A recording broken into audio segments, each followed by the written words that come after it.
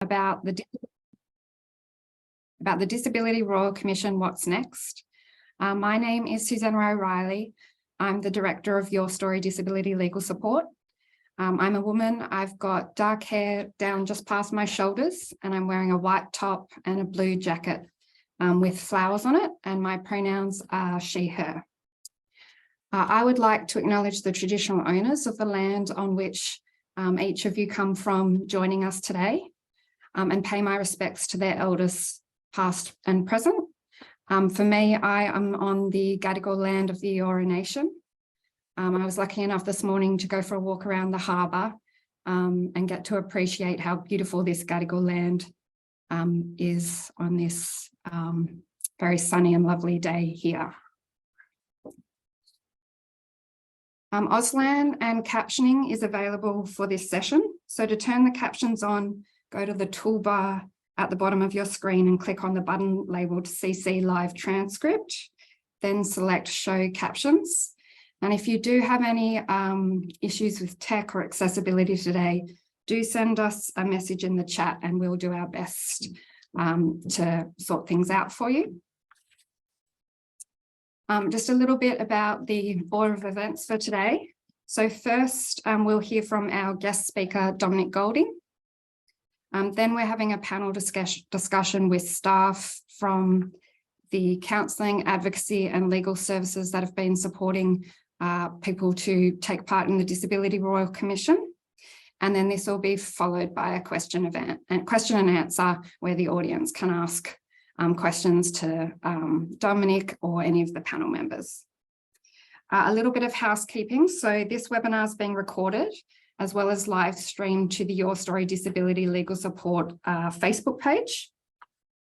If you'd like to ask a question, you can do this if you're on Zoom. You can do it by using the Q&A function to ask the question. Use the Q&A function rather than the chat function. And you are also able to ask a question anonymously if you'd like to. If you're joining us on Facebook, please post your comments or your questions in the comments. And if this discussion today raises any concerns for you, there is free counselling available through Blue Knot. And you can contact them on 1-800-421-468 or through their website for other ways to get in contact. So I'm really happy now to introduce our guest speaker, Dominic Golding. Dominic is a strong advocate for the disability and multicultural communities with more than 17 years experience in community work, cultural development and multicultural affairs. He's the Policy and Project Officer at the National Ethnic Disability Alliance, where he has responsibility for the Disability Royal Commission. Dominic is a Vietnamese Chinese Australian with lived experience of disability. And I can say that we've been really privileged and benefited from having Dominic on our advisory board at Your Story, and really learnt a lot and benefited from his advice, experience and expertise. So I welcome Dominic now to share both his personal and his professional experiences with the Disability Royal Commission, including what it was like for him to make a submission. Thank you, Dominic. Thank you. Thank you, Your Story, for this opportunity. I just also would like to acknowledge that I am on Ngunnawal country in the ACT in Canberra. I also like to share my respects to elders, past, present, and emerging. I am wearing just a light cream flannelette shirt because Canberra is now getting cold. I am in my study, which has got Indigenous art and Vietnamese artwork on the walls and my bookcase. Well, to start, my work with the Disability Royal Commission has been 3 different functions. One is to work and consult with the Royal Commission about the experiences of cold people with a disability. My second role is to develop resources for the communities of diverse languages and cultures. certain resources needed to be explained as the Royal Commission is a very foreign idea and concept for newly arrived migrants, even long-term migrants and refugees. This Royal Commission, the Disability Royal Commission, within the terms of reference, has been one of the first, and from what I've seen, the only one that has took an intersectional lens and needed to seek voices from people from LGBTIQ, First Nations, cold people with disability, children, and women. So what my experience with the Royal Commission has been to be a witness on 2 occasions. The first occasion was way back early, just when COVID had a real big impact on the work of the Royal Commission, meaning they could not go out and engage with the communities across Australia. So my first was as a witness around open employment, my experiences as a person with disabilities in employment, and that was very interesting, as they wanted not only my own experience, they also wanted the experience of me being an advocate, but they also wanted me to provide some ideas and recommendations about how to approach employment in Australia for people with disabilities, particularly those who are marginalised. It didn't really come out that well in terms of the clarity that I wanted to indicate was that even though it looks like on my CV, on my work history, that I've been very busy, very active, but I did want to indicate that my work history has been very patchy. There's been long gaps in between work. A lot of my work has been casual, a few hours a day, a few hours a week, a few days a week, depending on the job. So, and so that's the first witness. The second time I was a witness was on a panel. That panel consisted of a policy worker from People with Disabilities Australia and a senior policy worker from FECA, the Federal Ethnic Community Council of Australia. We all made a large submission to the Royal Commission about the experiences of violence, abuse, neglect, and exploitation throughout the whole cold community. Yeah.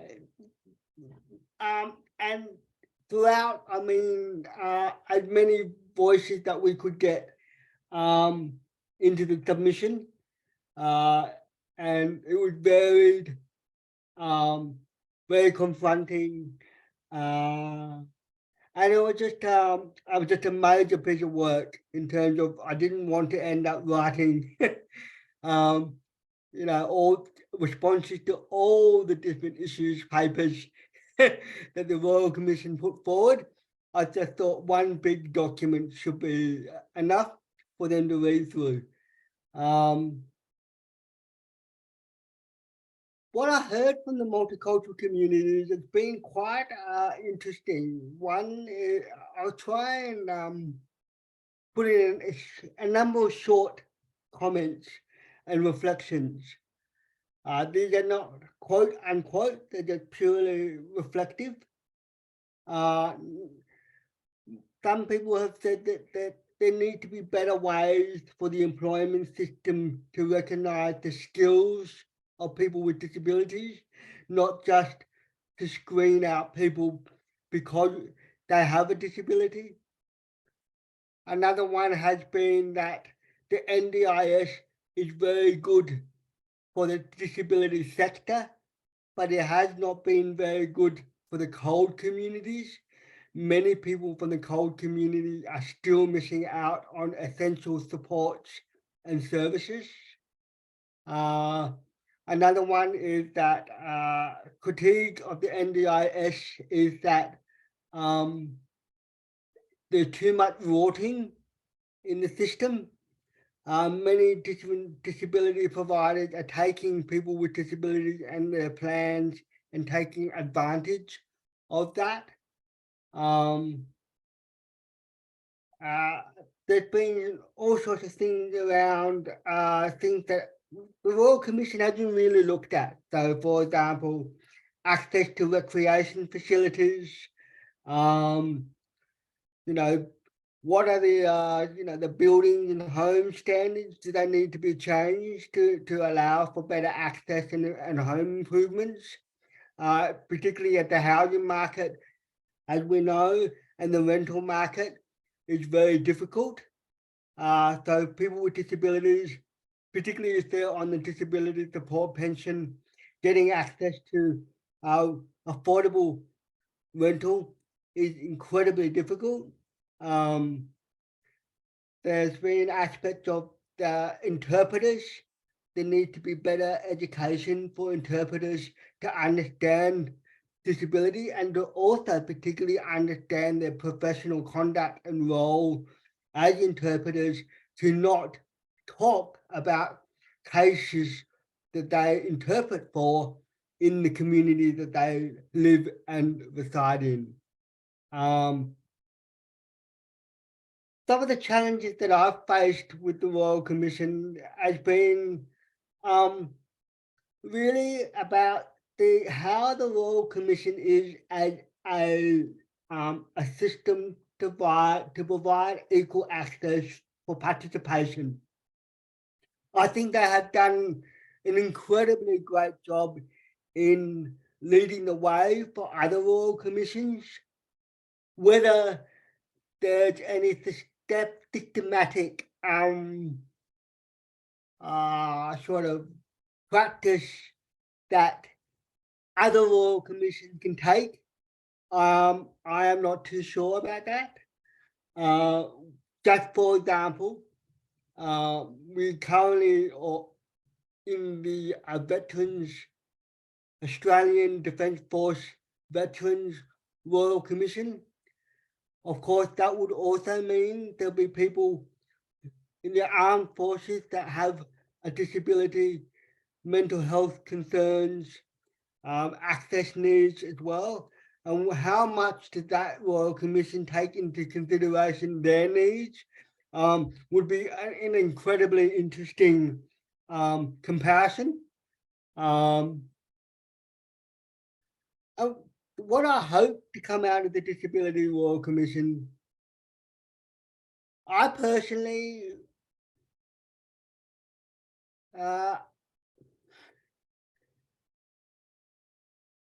I'm hoping that the recommendations will lead to completely restructure the way the disability services sector relates to and provide the services and support that are directly influenced and informed by people with disabilities themselves. I was hoping that the NDIS would do that. In some ways, it has, but in many ways, it has reinforced the old dependency system of disability support services.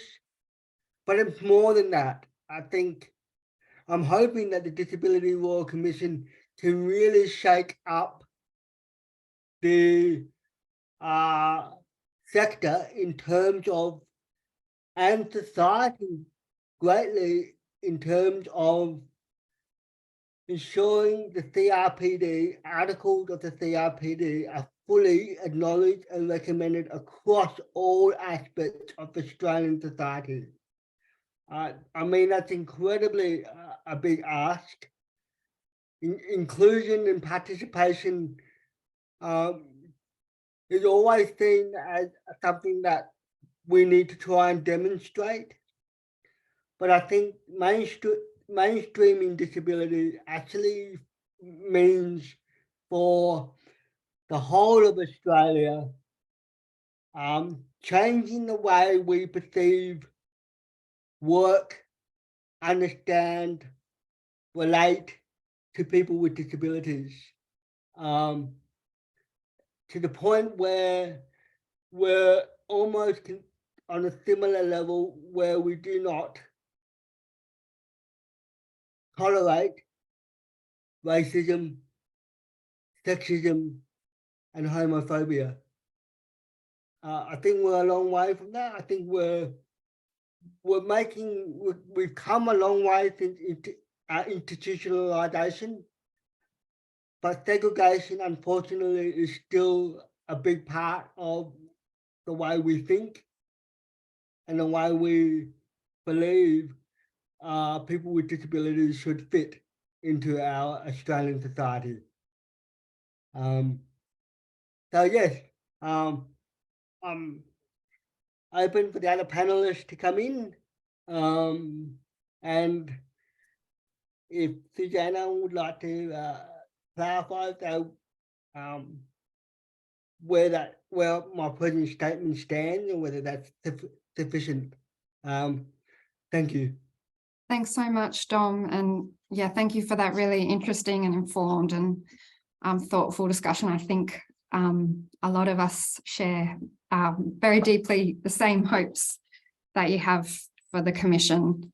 And yeah, it was just a really interesting and positive discussion to hear from you. So it's now my pleasure to introduce our panel. We have Jeff Smith, who's the interim CEO of Disability Advocacy Network Australia, the national representative body for independent disability advocacy organisations. Welcome, Jeff. Kathy Kezelman is the president and CEO of the Blue Knot Foundation, an organisation that provides counselling support and that empowers people with experiences of violence, abuse, neglect and exploitation to recover. And Lauren McCauley, who's the National Coordinator at Your Story Disability Legal Support, which is a free national legal service delivered by the Aboriginal and Torres Strait Islander Legal Services and the Legal Aid Commissions in each state and territory. So welcome to our panel. My first question was around what each of you learnt from your clients through the Disability Royal Commission process, or your clients or who you worked with through that process. Jeff, did you want to start with that? Absolutely, more than happy to. Thank you, Susanna. So Dana, Disability Advocacy Network Australia, are the advocates for the advocates. So effectively our clients are our members. And what we've heard from those advocacy organisations in terms of the Royal Commission are a number of things. Firstly, that those organisations have faced some challenges in terms of the processes around the Royal Commission, in terms of getting access to closed settings, in terms of engaging with particular cohorts and demographic groups, and also the difficulty of keeping the awareness of the Royal Commission in people's sights. So that's what some of the challenges that the advocacy organisations have faced. Some of the themes, the resounding themes that have been coming through from the advocacy organisations who work on a daily basis with people with disability, the importance of human rights principles and adherence to those human rights principles, and the direct line, if you like, between upholding and respecting those human rights principles and moving away and preventing violence, exploitation, neglect and abuse. the crucial role of representation and participation of people with disability in systemic advocacy and law reform processes, the idea of nothing about us without us, the need to transition away from models that segregate, restrict and disempower people with disability, and the need for targeted and specialised responses for particular cohorts that are at a higher risk of facing exploitation, violence and so on.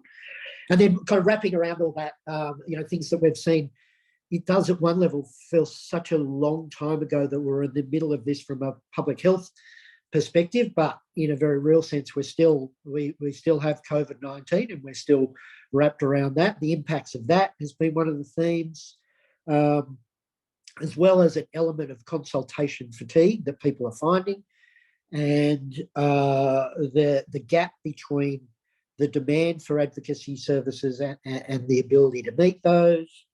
And then finally, a theme which has run for some time and really is about certain fears that people hold around the privacy and the confidentiality of the information, and the way that they can kind of give that to tell their stories to the Royal Commission. So yeah. Thank you. And Lauren, what about you? What have you learned from your clients? Thanks, Susanna. I'd like to share that I'm speaking today from Alice Springs, which is Aranda country in the Northern Territory.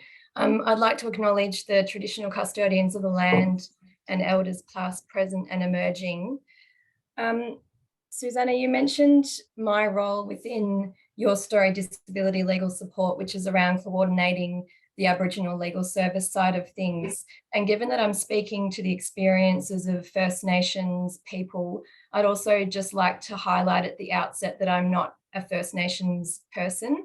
And whilst I'm able to share insights based on the clients and colleagues that I've worked with at Aboriginal community controlled organisations over the years, it's very different from the lived experience that's brought from First Nations people who are like truly the experts in their own lives. So bearing that in mind, I've sought feedback from the lawyers at both the Legal Aid Commissions and the Aboriginal Legal Services, and there was some consistency in relation to the main issues that clients were bringing to them. Unsurprisingly, NDIS was a big one, and that included issues in relation to accessing NDIS, problems with providers, reductions of NDIS plans, the appeal process and the NDIS Quality and Safeguards Commission.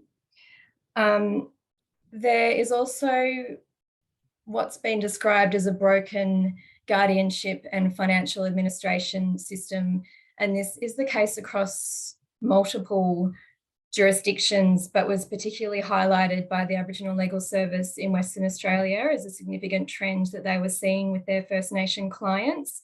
And so that's around really poor experiences that people are having with state administrative tribunals, public advocates and public trustees. Disability discrimination was also a really significant issue, which is unsurprising given the evidence of the former Disability Discrimination Commissioner Graham Innes to the Disability Royal Commission, where he indicated that disability was the most common ground for complaints to the Australian Human Rights Commission, and estimated that it probably comprised around 40% of complaints.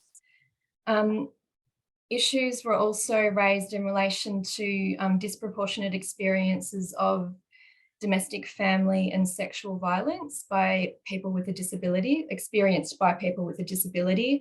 And it's disproportionate to the extent that it's estimated to be actually twice as likely to be experienced by people with a disability perpetrated by an intimate partner, as opposed to someone who doesn't have a disability. So that's a really concerning figure.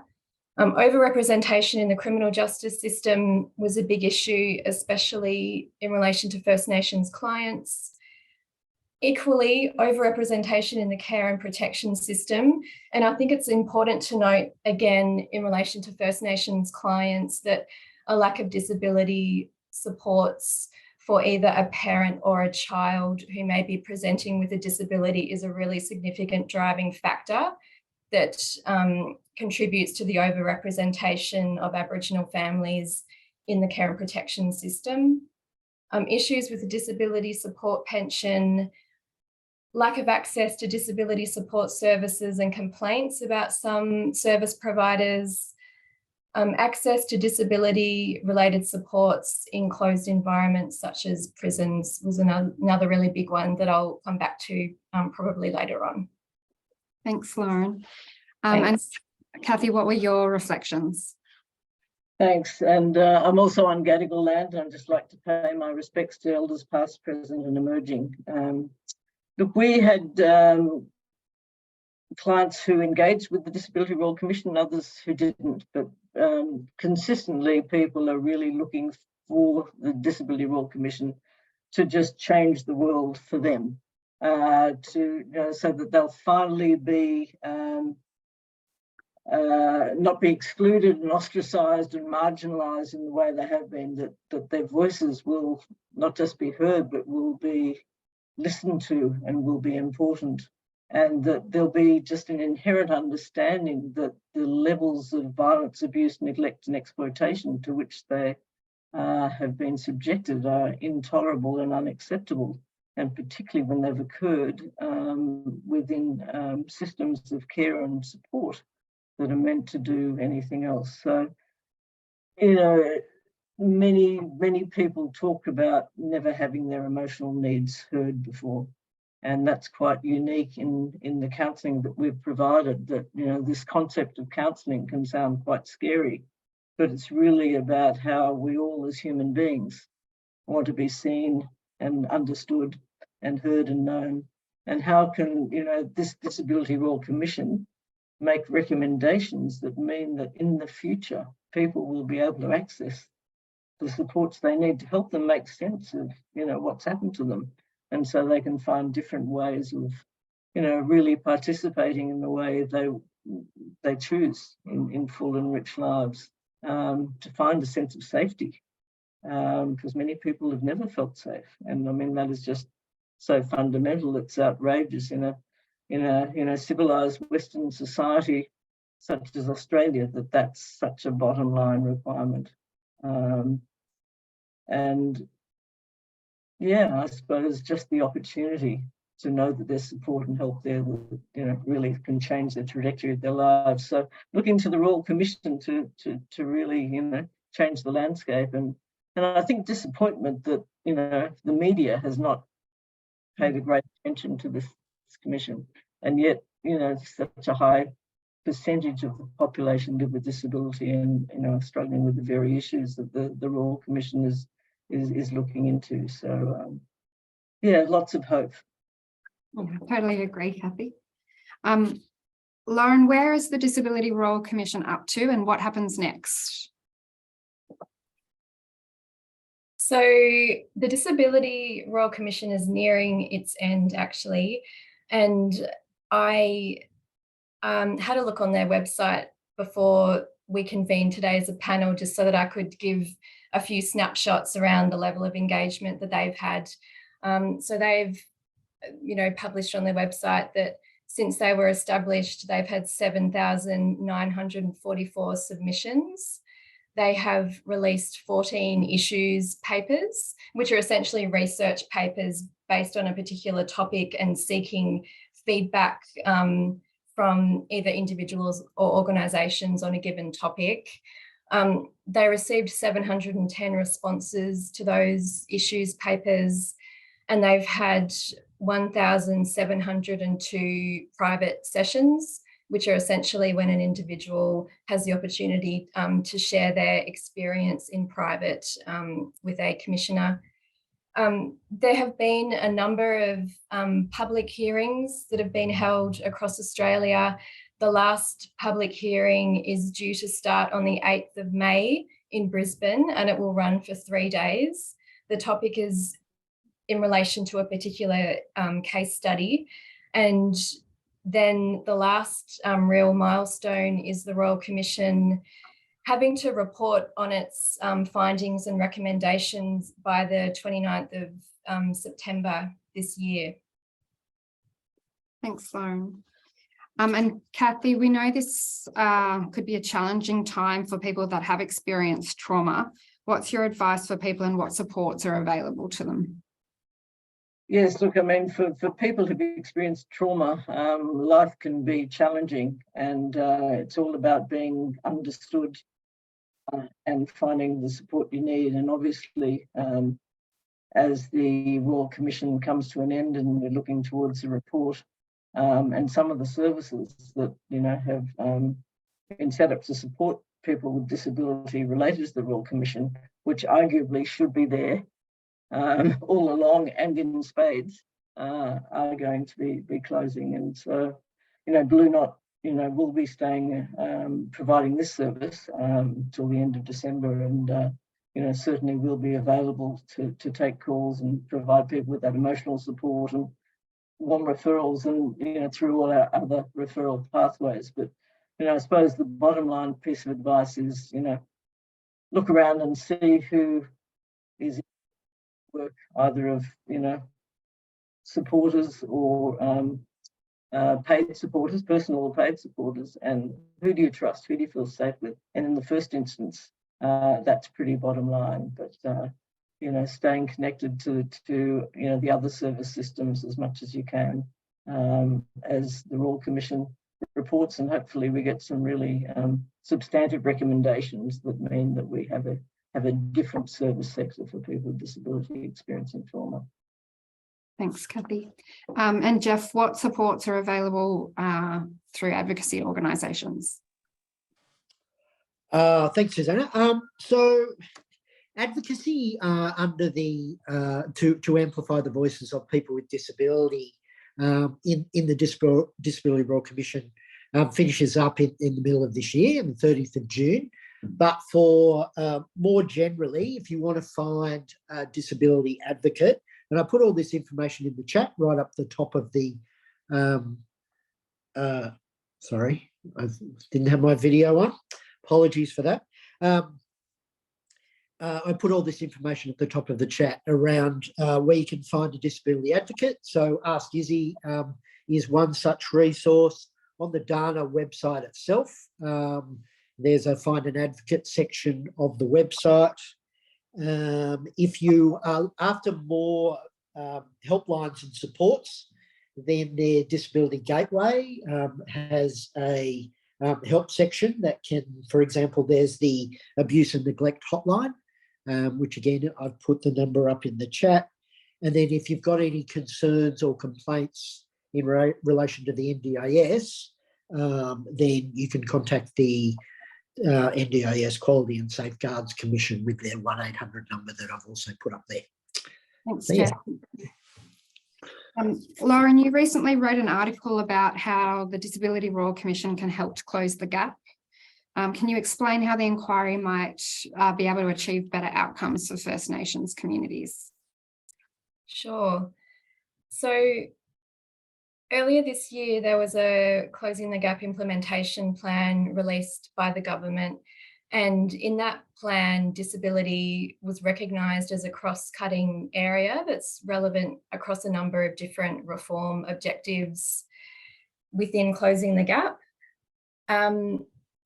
Amongst the Closing the Gap outcomes are justice targets to address the overrepresentation of both young people and adults in the criminal justice systems.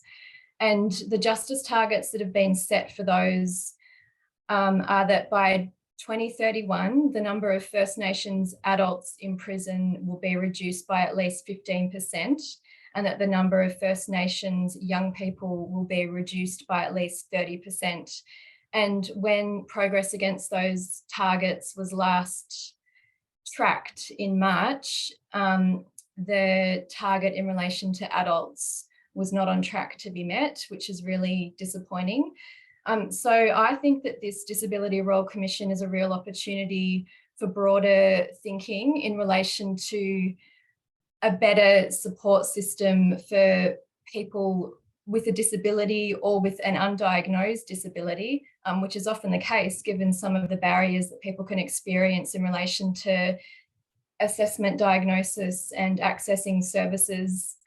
So following on from that, the provision of accessible and culturally appropriate diagnostic assessment and support services are really critical for First Nations people, because too often First Nations people are ending up in the criminal justice system due to a lack of appropriate disability supports, which can amount essentially to the criminalisation of disability.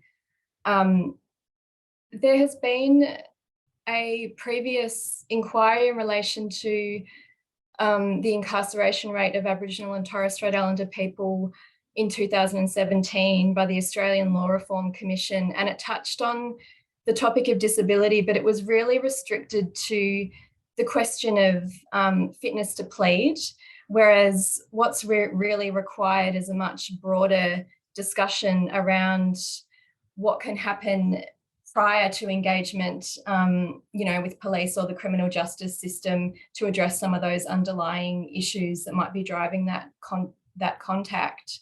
And so this commission really presents a real opportunity for broader thinking that goes beyond that. The prevalence of disability amongst First Nations people generally is not well captured or understood, because it's believed to be significantly underreported and also underdiagnosed because of the barriers that exist in relation to assessment and diagnosis. And so flowing from that, there isn't actually very good data to properly reflect the extent to which First Nations people in the criminal justice system might be also presenting with a disability. The studies that do exist, though, are really bleak, and a lot of people listening in today are probably aware of the Banksia Hills study from Western Australia, where it was estimated that the prevalence of fetal alcohol spectrum disorder amongst young people at Banksia Hill was that 89% of participants had one domain of severe neurodevelopmental impairment, and 36% of participants were diagnosed with FASD, and the vast majority of those young people in the study, 74%, were Aboriginal. So I know that's a lot of stats to suggest, but it just paints a really bleak picture, and I think it's important to highlight the correlation between disability and overrepresentation in the prison system. Thanks, Lauren. And this is a question for everybody, but I'll start with Jeff. What do you hope comes from the final report? There is a lot of hope, I should say, up front, and we should go in with that in mind. I guess there's four things that we would say. Firstly, we would hope that there are recommendations that place people with disability at the centre of decisions affecting our lives, and at the centre of those organisations whose reason for being and purpose is to respect and uphold the rights of people with disability.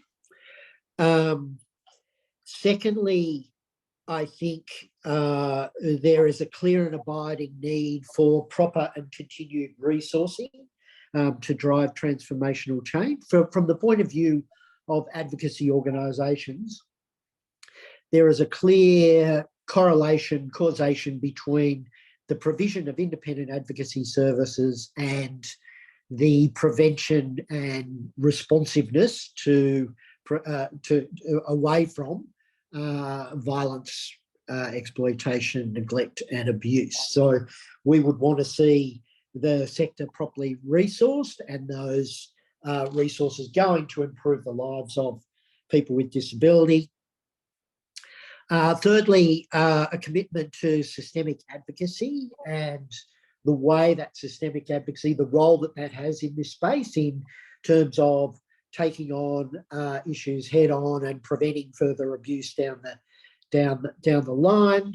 And within that, and consistent with what I've been saying so far, is the notion that systemic advocacy is informed by co-design and informed by the voices of people with disability. And then finally, and I think this is a really crucial aspect to all this, is when we get the recommendations that the way that the government responds to those recommendations is monitored, and governments and service providers and all the relevant players, even the advocacy organisations, are held to account to those recommendations, and so that we can so there can be improvement to the lives of people with disability. Thank you. And Lauren, what are you hoping for? I'm hoping for a lot of things. And like Jeff, I agree, there is a lot of reason to be hopeful about the blueprint that this Royal Commission might leave. The first thing I wanted to mention is the establishment of a national human rights charter. I'm hoping that the Disability Royal Commission will make that recommendation, because it's something that would be a safeguard to protect the human rights of persons with a disability, and it would also promote those rights and raise awareness for all of us about what our human rights are, which is in the best interests of our society broadly. It'd also increase accountability and make sure that those human rights are really central considerations to government when they are designing and developing new laws and policies. I'd also like to see recommendations aimed at addressing some of the barriers experienced by First Nations people in accessing assessment and diagnosis services. I touched on that earlier. Essentially, those barriers can relate to culture, language, remoteness, socioeconomic status. So seeing more accessible pathways for people to be able to access the supports that they need would be a really great way of doing that. As part of that, it's going to be really important to see greater investment in the First Nations disability support workforce. Access to NDIS and Medicare in prisons is another big ticket item, I think, certainly for the Aboriginal legal services, given the role that plays in driving overrepresentation in the prison system. And more specifically in that prison environment, we'd like to see parole representation for First Nations persons with a disability who may be eligible for parole, given that so many of these clients end up staying in custody beyond their non-parole period because of a lack of support and legal advice and representation through that process. Similarly, we also see instances where clients might end up with time added to their sentence due to offending that's alleged to have occurred in the prison setting. And sometimes offences that occur in the prison setting are dealt with in a way that doesn't afford the person very much transparency or access to legal advice or representation. So we'd like to see representation in those instances also. And I also wanted to highlight the importance of really robust monitoring in relation to the implementation of recommendations and monitoring of the progress in that regard. It has to be independent. It should not be left to the government to report on their own progress implementing recommendations. And it's really important that there is input from disability advocates, persons with lived experience, and Aboriginal community controlled organisations in relation to implementation of recommendations and what that looks like on the ground. I think there's things that we can learn from other Royal Commissions, and particularly the Royal Commission into institutional responses to child sexual abuse has done some really good work in relation to, I believe it's called implementation science, in terms of frameworks that can achieve hopefully the best progress in relation to seeing a meaningful impact on the ground after a Royal Commission releases a report. So learning from those other bodies of work is going to be important, and hopefully this Royal Commission is considering those as well. Thanks, Lauren. And Kathy, what are you hoping for? So obviously this is a once in a lifetime opportunity to change our society. I want to see that just because the Royal Commission ends, that the momentum doesn't end with it, because that's a real risk, and we have seen that somewhat with other Royal Commissions. And also want to see that the recommendations come promptly and are acted on promptly, because as we see today, the services here that are fit for purpose and delivering great work and support, do need to continue, and arguably those recommendations, the Commission's recommendations will be for that. So how do we not have a gap in that process? Like to see recommendations that lead to proactive, deep-reaching changes to systems and services. As everyone has said, obviously informed by people with the living experience of disability and trauma, which changed the world for people who repeatedly experience violence, abuse, neglect, and exploitation. We need to honour the people who've come forward, need to honour the advocates and the legal services and everyone who's been a voice here, so that these shared inputs create a fair and equal Australia, which all people are treated with respect and dignity, and can find the safety that we all need and deserve, and the supports that enable people to live their best lives, valued, meaningful. Thanks, Kathy. And Dom, I hope I'm not putting you on the spot, and I know you talked about it a bit when you were talking, but is there anything you want to add to that discussion about what we hope, or what you hope might come from the report?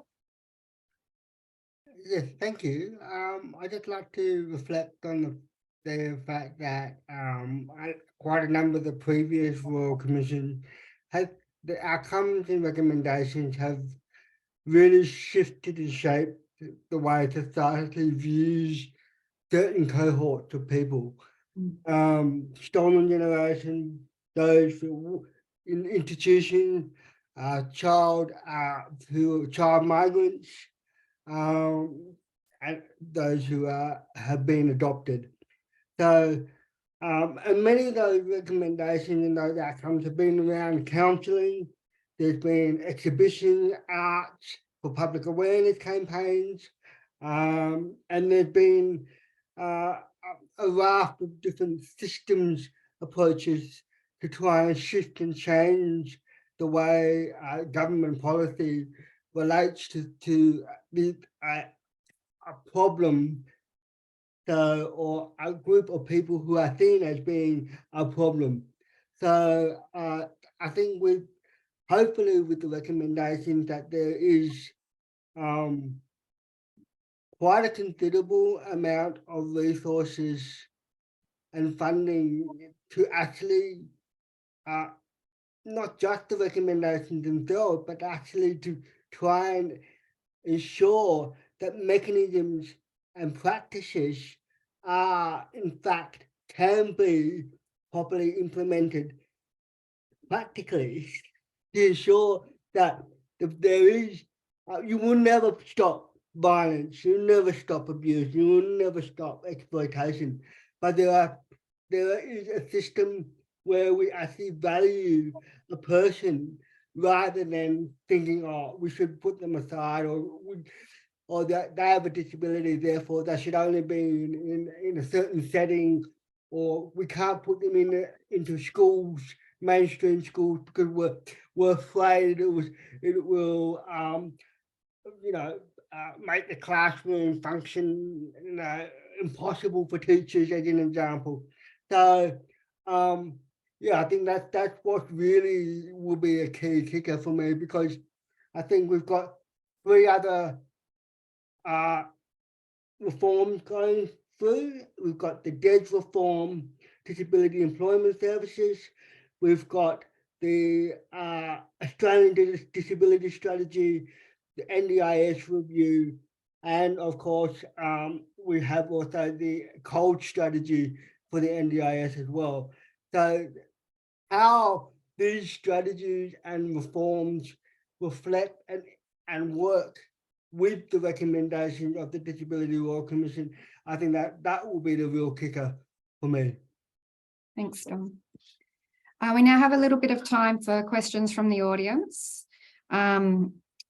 And just a reminder, so if you're on Zoom, use the Q&A function rather than the chat function.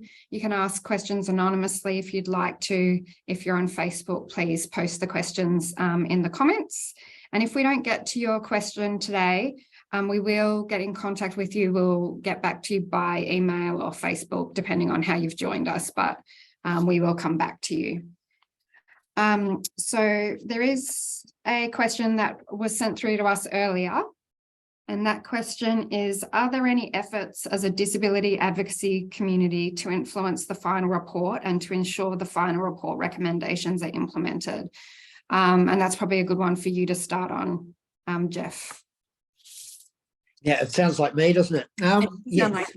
So I think, yeah, well, certainly from Dana's point of view and the advocacy organisations that we work with, I mean, it sounds a bit trite, but everything we've been doing since we got the funding, since the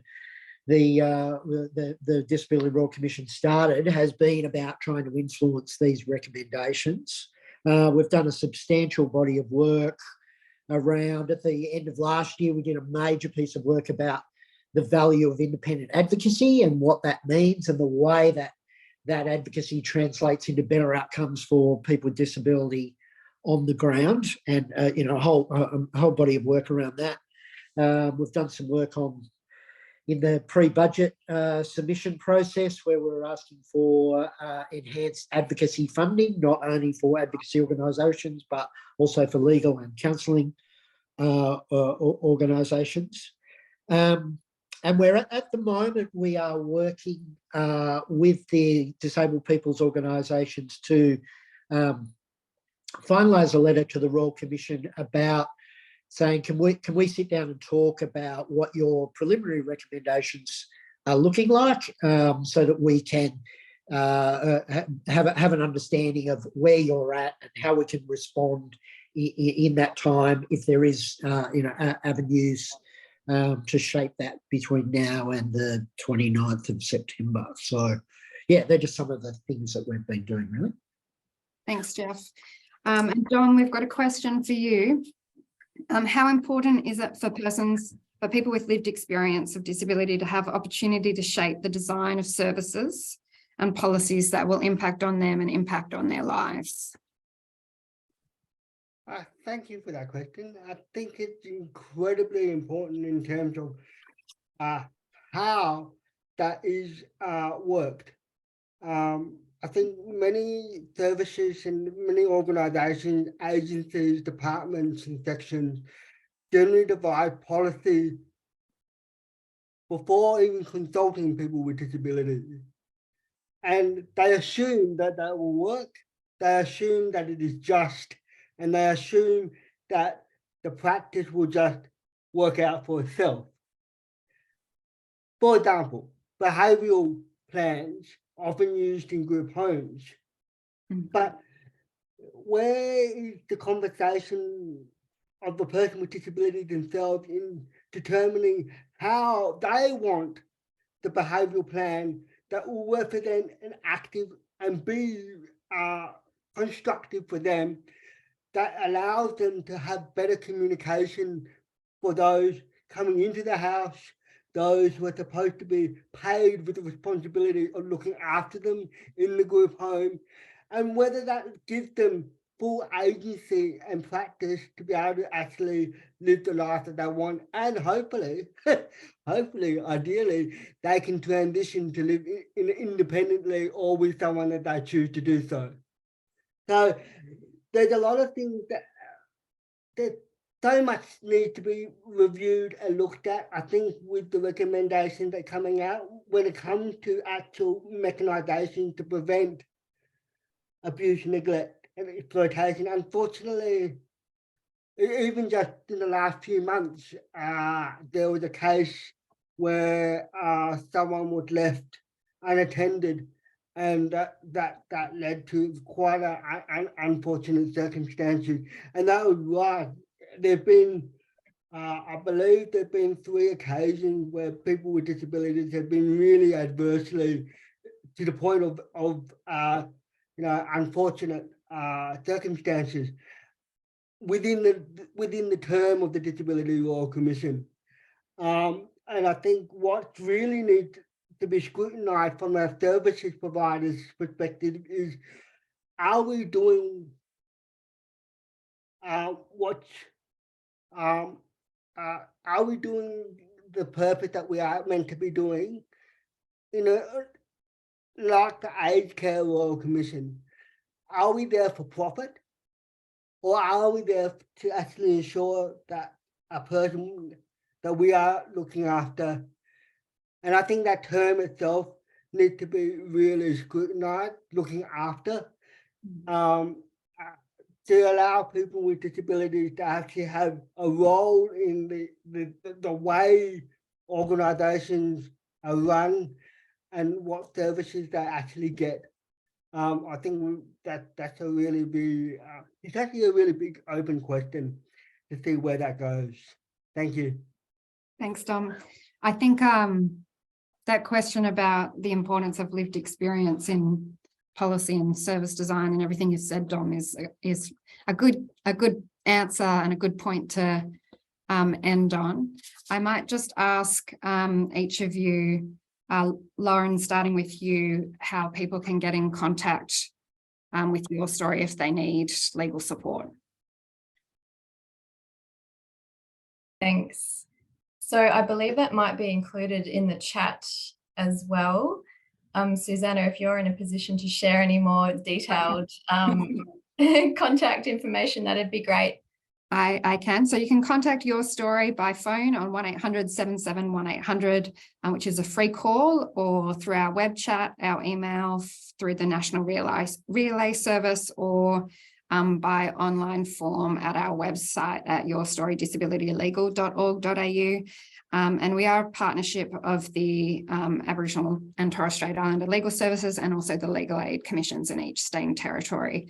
So wherever you are across Australia, we are very happy to assist you in a way that works for you.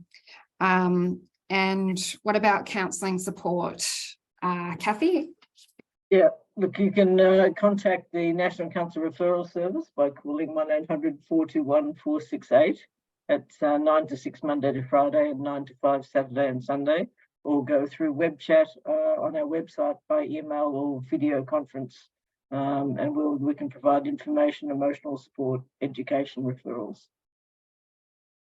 And Jeff, I know you talked about this a little bit already, but was there anything that you wanted to add in terms of people who might need the assistance of an advocate? Oh, I think the only thing that I would add, so there's a whole host of resources on our website at dana.org.au, but you can also contact us by email on info@dana.org.au. That's probably the 2 easiest ways. And Dom, did you want to add anything in terms of contacting NIDA? Yes, I'll put it in the chat and hopefully it works. Yeah, it definitely. I'm very confident that what you see on your end, my bad, is that we have an online form to contact us. I just need to stress that NIDA is a systemic advocate organisation. So, but all queries relating to personal issues or immigration issues we'll actually need to go through our Pacific member organisation in the state and territory you reside in. We have our board is made up of all members from all states and territories across Australia. So if you shoot us a line, we can certainly get back to you. But in terms of if you want to actually change the system, as we all like to do, please also drop us a line, but we can also work with you and work with our member organisation to ensure that it definitely gets on the government radar or any stakeholders or that change needs to happen or you would like it to happen. Thank you. Thanks, Dom. And I used the acronym before, but that's the National Ethnic Disability Alliance. Thank you everyone so much for coming to today's session. A really big thank you to our guest speaker, Dom, and also to our panelists, Jeff, Kathy and Lauren. Thank you to our interpreters, Katie and Andre, and our captioner, Lee, for doing a splendid job. A final reminder that those counselling, advocacy and legal services are available, so please do get in contact with us if you need any kind of support. Also a thank you to Sam, Silva and Yasmin, who have done a huge amount of work in doing all the tech support today and a lot of the organisation. We'd love to hear from you as well if you have any feedback about this discussion. There's a survey that will appear on the screen at the end of the webinar when the webinar ends, and we'll also share it in the chat and also on our Facebook live stream and send it to you if you registered on Eventbrite. A recording of the webinar will go up on the Your Story Facebook page, and we'll also put one up in the coming weeks on our YouTube channel. If this discussion has raised any concerns for you and you would like a little bit of emotional support, you can call Blue Knot on 1800 421 468. And finally, I just wanted to finish off by saying thank you to anyone here today who has made a submission to the Disability Royal Commission or taken part in another way. Yeah, really big thank you, I think, from all of us for sharing your experiences in the hope, and you heard that there is a lot of hope today, and in that hope of creating a fairer and safer and more inclusive society for the community and really for everyone. So thank you and have a fantastic day or afternoon or morning wherever you're joining us from. Thank you.